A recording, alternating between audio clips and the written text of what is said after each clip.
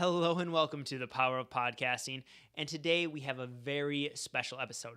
Recently, I just ran a 5-day Get Started Podcasting Challenge, and we had some great results from all the people who participated, including several who were able to record their very first podcast episode. So I actually wanted to release it here for you, all of the podcast listeners out there, and actually help you go through this challenge and get started with your very own podcast. Now, if you want to get all of the worksheets that go with each day of the challenge, to actually go through the challenge, all 5 videos in order, in sequence, then simply head on over to podcastingchallenge.com where you can sign up and go through the challenge, including getting all of those resources. But in today's episode, we're going to actually dive into some of that training from the challenge. So good luck with the challenge, and hopefully I get to hear from you about your amazing results. So let's dive on in. Hello and welcome to day 3 of the podcasting challenge. Now, hopefully you have your solid foundation created for your podcast. You know what equipment you want to get, and now it's time to really dive into how you can actually stand out from the crowd. Because as you know, more and more people are diving into podcasting. More and more people want to create podcasts. And so it's going to be more and more difficult to actually set yourself apart and really attract the right listeners to your show. So that's what we're actually going to talk about on today's video of the challenge. Is we're going to dive in to how you can actually stand out for those right people, for those right audience members who will eventually convert to paying customers and clients down the road. So there are really 3 things you really need to think about when we talk about standing out, and they are how do you get found, how do you get listeners, and how do you get fans? So for this very first one, we're going to talk all about how you can actually get found. iTunes is by far the biggest podcast directory out there. This is where most people go to get their podcasts, or even if they're using some other podcast player, a lot of times they actually plug in directly to the iTunes directory. So we want to make sure that you are optimizing your podcasts in some ideal ways, doing correct search engine optimization, because really iTunes is a big search engine.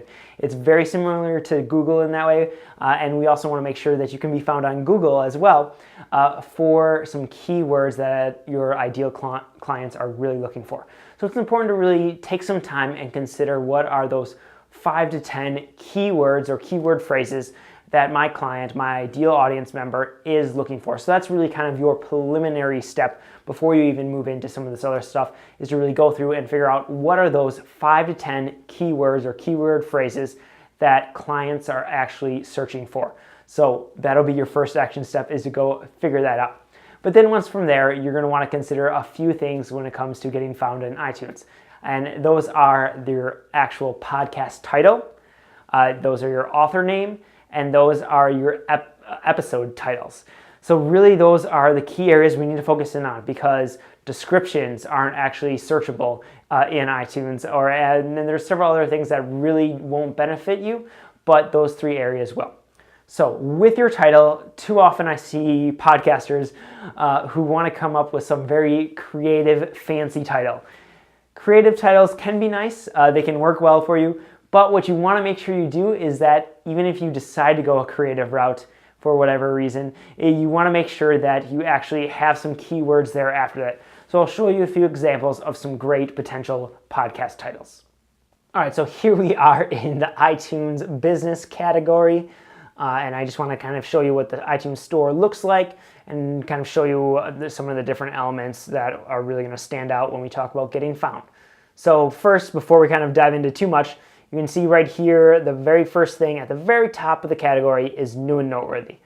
New and noteworthy, your podcast is considered new and noteworthy if you are within the first 56 days and you're only competing, the same algorithm applies, but you're only competing against other podcasts that are within that 56-day window.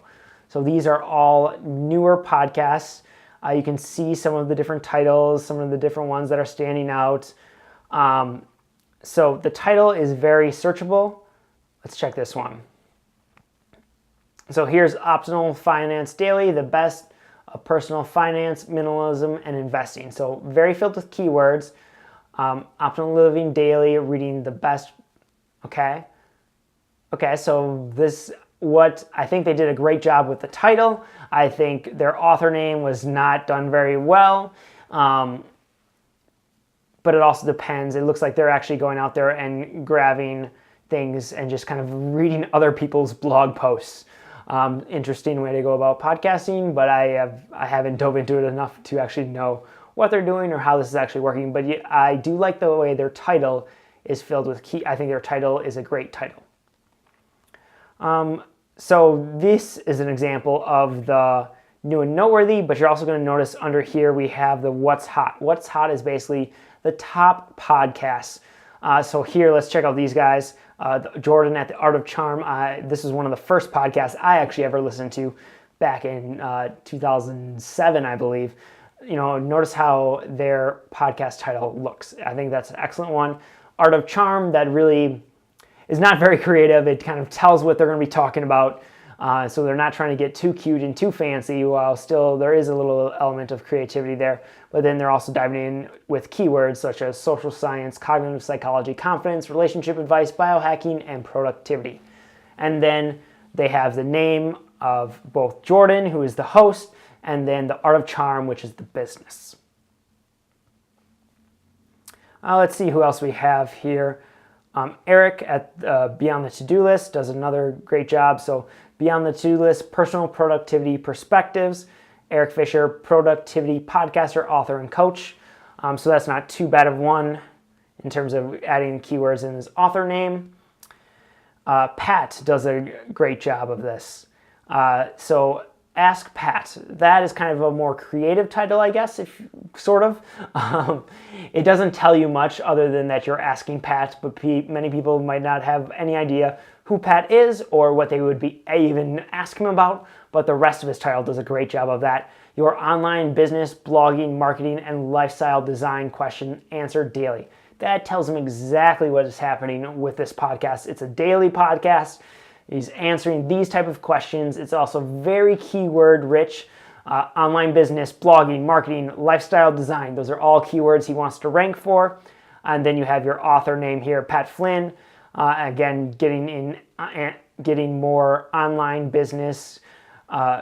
Another spot where they're actually getting that keyword in. So his title was phenomenally done really well there. Oh, and look at that. There is actually a client of ours. Let's just quick look at that since he's here.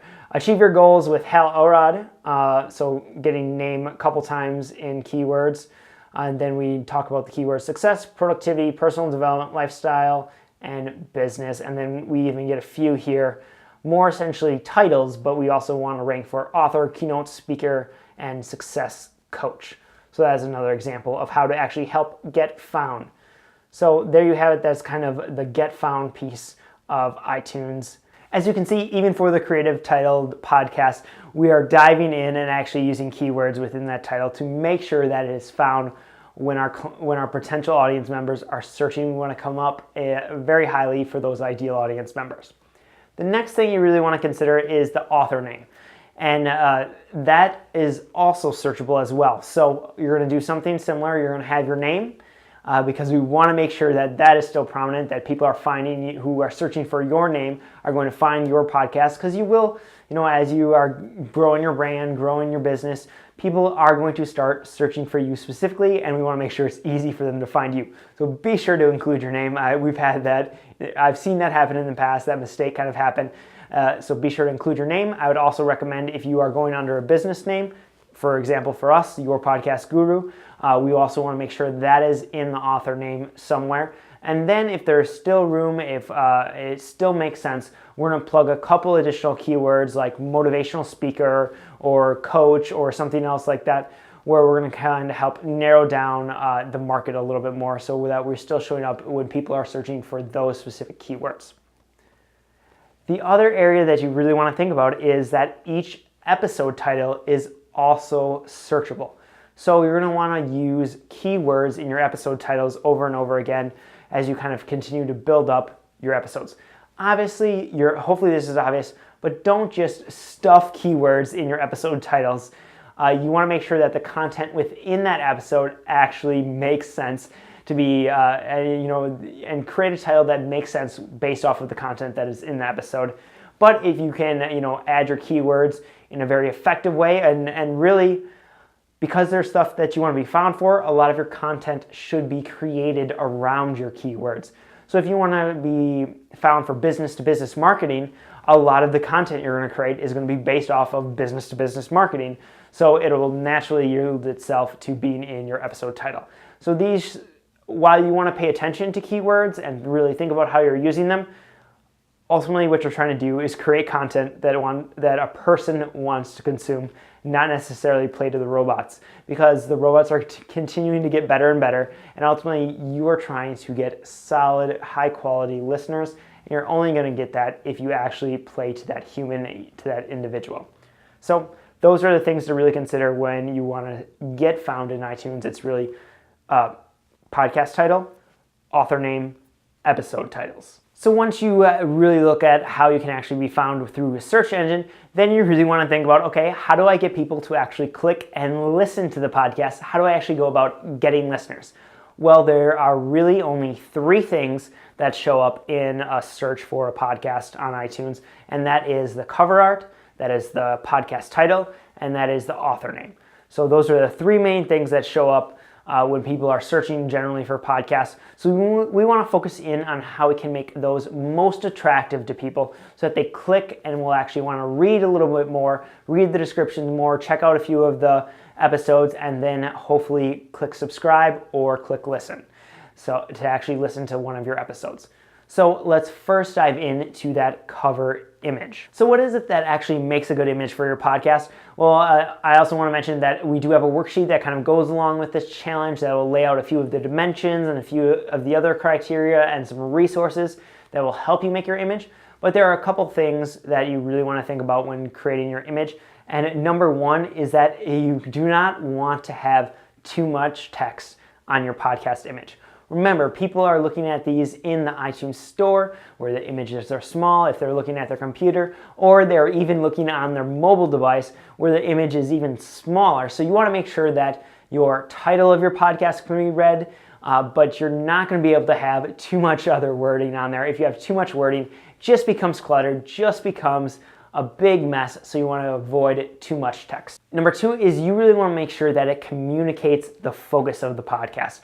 What are you going to be talking about? What is the main topics area? You really need to make sure that your podcast image kind of represents that in some way, shape, or form. That's going to be more difficult for some people depending on what your topic is about, but you can kind of get a general idea of some if you're talking about fly fishing, there should be an image of a fish, a fly fish, or a fly on there, probably fly fishing poles, stuff like that. If you're talking about golfing, you're going to have golf clubs, greens, things like that. It's going to be stuff that is going to be very, very well based off of your image. If you're talking about goals, it might have a checklist or something like that. If you're talking about, just entrepreneurship, maybe you lean more towards the money kind of aspect. You want to make sure that whatever your image is, whatever your graphic ends up being, is that it is communicating the focus of your show. And when we talk about communicating the focus, that's going to include what it's about, but also who it's for. So think about both of those areas. You need to communicate the topic and kind of the general idea of the show, but then you also want to communicate who the podcast is for. And sticking with communication, you want to make sure that it actually communicates the feel of the show. Is this going to be a more fun, high energy, silly type of show?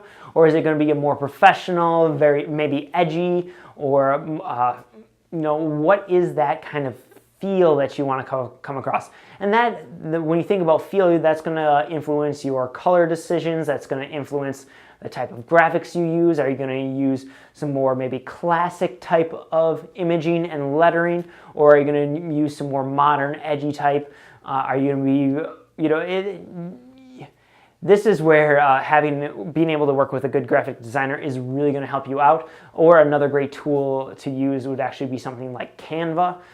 They have different kind of pre-designed kind of an image and a feel that really goes together well. So you can find some that really will appeal to the feel that you want of your show and select some of those templates to really at least get you started off in the right foot if you are deciding to go the create your own podcast image kind of route. And really the last piece you want to make sure you have is that it is actually eye attracting. This is one that is very subjective. It can be hard to kind of decide if your podcast image is eye attracting or not. But the way I actually go about this with clients is we usually tend to mock up a few different potential podcast cover options. So usually we have 2 to 3 or sometimes even 4. But what we'll do is I'll go in and grab a screenshot of the iTunes store. Where all the podcast images are out there, and I will take a little image, I'll take each of the cover options, and I will replace them in different aspects of that podcast. Here, I'll kind of show you an example. All right, now let's talk about actually your image and how that helps make you stand out. So let's actually let's use some of the top podcasts, and let's check out some of these. So you notice there are a bunch of different images here. Yeah, and your eye is probably being drawn to certain ones that are really standing out. I know which ones definitely draw my attention. Many of them I actually am subscribed to, which is kind of funny. But yeah, so you can kind of see people use a variety of different podcast images. And you're going to want to have one that is going to stand out, be more eye attractive. But here's how I actually go about kind of deciding which podcast image to use. So I will actually go through and create a screenshot. So on an app, on a Mac, it is Command Shift and 3 or Command Shift 4, where you can actually drag across and get a full screenshot of everything. I will then go and open Keynote, drag that and drop that in there. I'm going to move that out of the way. And this is if I'm doing this and sending it to the client. We also have our graphics team that usually takes care of this now, but this is the way I've done it for a long time. So I'll actually take the screenshot, put it in Keynote, make sure I can see everything, and then I'm going to go and get the podcast cover art options. So then I'll just drag and drop a couple of the potential images in, and then basically just go through and resize them so that they are the exact size of the images there. So we'll do this with basically all of our client shows. And then this is how we help the client when we send them the options. We help them kind of see what it'll actually look like in the iTunes store, so that they can kind of make a decision, a more informed decision, based off of what things will actually look like. So we'll grab, say, 3 different images and randomly place them in 3 different spots within the iTunes store, and then we'll also do the exact same thing on the mobile iTunes store. So we'll go through, grab a screenshot from an iPhone, and then go in and place the images just like so. Just so you can kind of see, get an idea at least of what the image is going to look like. And then you can see which one kind of attracts your eye more. Generally, personal preference for me is I like to include an image of the person. If at all possible, if we have good images, I generally lean towards including an actual image, because I feel like you are more connected with with the host of the show if the image is actually there. And so you can kind of get an idea of which one your eye is most attracted to. Which one do you naturally see the soonest, the quickest, or do you need to just completely scrap the designs you have and go with a brand new design because none of them are that attractive? So I recommend you do that for both the desktop or a laptop, and so get that basic screen of the iTunes store, but then also go through and actually get one from your phone. So take a screenshot of the podcast app where you're kind of searching through the podcast and replace that to see if your podcast cover is actually standing out from the crowd. Now, when we're talking about podcast cover art, there are a few common questions that I get. So I want to just kind of address one of those right now, and that is, should I use my image or should I use just kind of a graphic representation? Well, my feeling is that in general, it depends a little bit on what your overall objective is. This is again why we had that be part of the day one, is actually we're figuring out the foundation. So if your overall objective is to position you as an expert, to book more speaking gigs, to sell a very personal brand-driven business, then I say most of the time you're going to lean towards having your image as the cover art. The times again when you're going to want to lean away from that is if you don't have good headshots or if you don't have good images that you can actually use in the cover art, then you're going to want to stick to more graphical elements. But if you're a very personal brand-driven, personality-driven business, then you're going to want to lean towards having the image up front as part of that personal brand, because people are going to connect with you. They're going to want to work with you. They're going to want to build that relationship directly with you. So I'd say generally speakers, coaches, more often than not, yes, you should have your image as part of the podcast cover art. Now, still on the topic of actually getting listeners, the next big element you need to be concerned with is that actual description of the podcast. The description is essentially sales copy to get someone to listen to or subscribe to your podcast. So there are a few elements that should be in any description. You're going to want to have some sort of leading hook right away. And this could be a very simple one sentence question that's kind of intriguing, that kind of draws people in, but you're going to want to have something right away up front that's going to grab their attention and make them want to read the rest of the description. Then in the description, you're going to talk about who the podcast is for. You're going to talk about why they benefit from the podcast. You're going to set some expectations. So this is a weekly podcast delivered every Wednesday. And so to kind of expect that, you're going to somehow set up expectations. That can be one that you can leave out if you would like to, if you're not quite sure yet of when your podcast is going to be delivered. But I recommend you have that in there just to kind of set those expectations. And then finally, you're going to have a solid call to action, which is basically telling them to go subscribe to the podcast so that they get the weekly episodes delivered to them. And our final piece to help you get listeners is to actually have a unique episode image. And so basically for each episode you're recording, I think you should create an image for that episode. Again, you could use a graphic designer. We'll have a few resources linked up in the worksheets connected to this day's challenge. Or you can go to someplace like Canva. They have, where you can find a Facebook image. You can find several different templates for those different social media channels. And what I think you should do is basically use your title as kind of the headline of that post, as the headline of that image, and then you should create a very engaging image. The reason you want to do this is because when you have an engaging image, people are much more likely to share that image on social media, to like it, to engage with it, to actually then follow the link connected to it and listen to your podcast, because you want to make things as easy for other people to share, other people to engage with. You also, if you have guests on your show, they're going to be more likely to promote your podcast, the podcast episode that they were a part of, if you actually give them these unique images that is very engaging, that is very appealing, that maybe uses their image to help promote that episode. So you're going to want to hand those to people, to interviewees, so that they can share it with their audience, with their list, because that's naturally going to help get you more listeners back to your show. So really creating unique episode images just allows more people to share the content and bring new people, new potential listeners back to your podcast and just find out that you even exist. So the more people you can get to actually share that content, the more people you're going to get as listeners. And the last piece of standing out is really how do you actually stand out and get fans.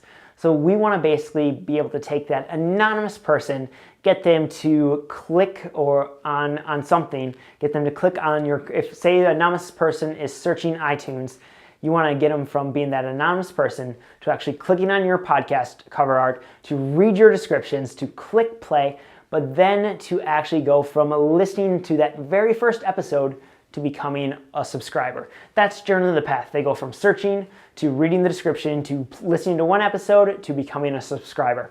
So the only way to really get them to click that subscription button is to have amazing, high quality, very engaging content for them to consume in the podcast. That's really your number one objective here, is you need to create valuable, very engaging content. So really the second element to actually getting fans is to make it unique.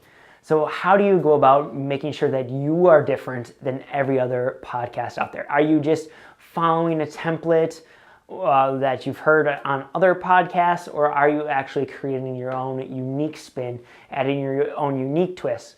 Maybe, and part of that could be in the way you ask questions. Part of that could be in the environment you're recording your podcast in. Maybe you're always going to different conferences, and so you're at a different conference and meet different people there and record the podcast live at that event. There's multiple different ways where you can make your stuff unique. Maybe you're taking general business practices and talking about them of how nonprofits can use them. Maybe there's multiple different ways that you can actually stand out from the sea of other podcasters, but you need to really dial it in and try to think, how can I find my uniqueness? What can I do to really stand out from the crowd? And then that third piece is to actually make it super easy for them to subscribe. And really one of the best ways to do that is to have a call to action for sure at the end of your show. You could make even a stock one that you always use as part of your outro, and then just making the URL super simple. Because remember, most people are going to be listening to the podcast while they're driving, while they're running, while they're doing dishes. They're going to be doing something else in general when they're listening to your podcast. So you want to make it so easy for them to subscribe that they don't even really need to think about it. And one of the best ways to do that is to use a plugin like Pretty Links, and then go grab the iTunes store URL and create a pretty link that is, yourpodcastguru.com/iTunes. And then that is the link that they use to get to the store, and allows them to easily subscribe that way. So that's how I recommend you actually make it super easy for people. And the fourth way you really get fans is to actually go out there and reach them in their way. We talked a lot about iTunes. We talked about how to optimize things for iTunes. So that is definitely one path. But that is only one path to actually your content, is through the iTunes store. Another way could be through your blog. Another one could be through social media, their whatever preferred social media channel. Another one could be through email. And another one might even be through transcripts. Maybe they actually want to read about your podcast rather than actually listen to it, and so you're just going to get a transcript of everything. You want to be thinking of all 5 of those different channels, and how can you make sure that I have content out there and an easy path to my podcast, to the content of my podcast in all 5 of those channels. So it's not just about getting something up on iTunes, it's about also making sure you have a blog post with show notes and the URLs there, and a place where they can actually listen directly from the website. I know many people listen from mobile and from the mobile apps, but you'd be surprised that we're still getting some podcasts, especially depending on the audience that they're talking to. Some of our clients are still getting 60% of their podcast listeners coming directly from a blog post. They're listening to it on their website, on a desktop computer, not while they're traveling about on their phone. So you want to make sure that you have that avenue for people. You want to make sure that you're reminding them about your weekly show in emails. You want to make sure that you're sending clear calls to action on social media, where they can click from social media over to a blog post or over to your iTunes page. And then you also want to make sure that you have those transcripts there for people if they do like to read. It's just a great way to get some extra SEO bump from it, but also make sure that you're delivering things to them in the way they want to consume information. That's really what it's about, is about repurposing your content in several different ways so that's the easiest for your audience to engage with you. So there you have it. Those are really the 3 ways you can kind of stand out. It's all about getting found, it's about getting listeners, and it's about getting fans. So that is day 3. What I want to encourage you to do is to actually go grab that worksheet if you haven't done so yet, because it's going to walk you through a few of these steps, a few of the things to really think about when creating it. It's because you're going to need to create your title, you're going to need to create your description, you're going to need to create your image.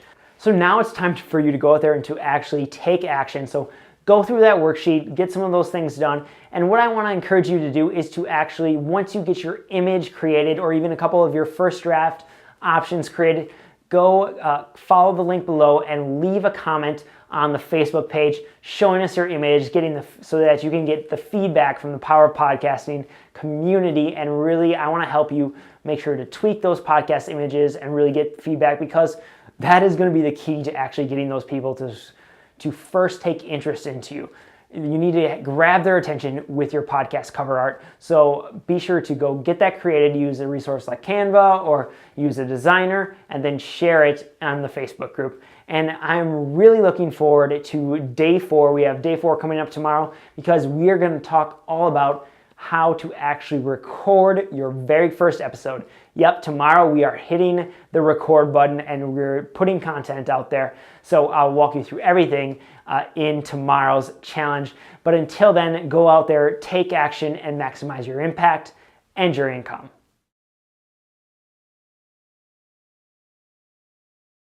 And thank you so much for tuning into this episode of the podcast. Again, I just want to remind you, if you want to get all of the worksheets that go with each day of the challenge and actually go through the challenge in order, in the 5-day order, simply head on over to podcastingchallenge.com and you can sign up for the challenge there and it'll be delivered over the next 5 days.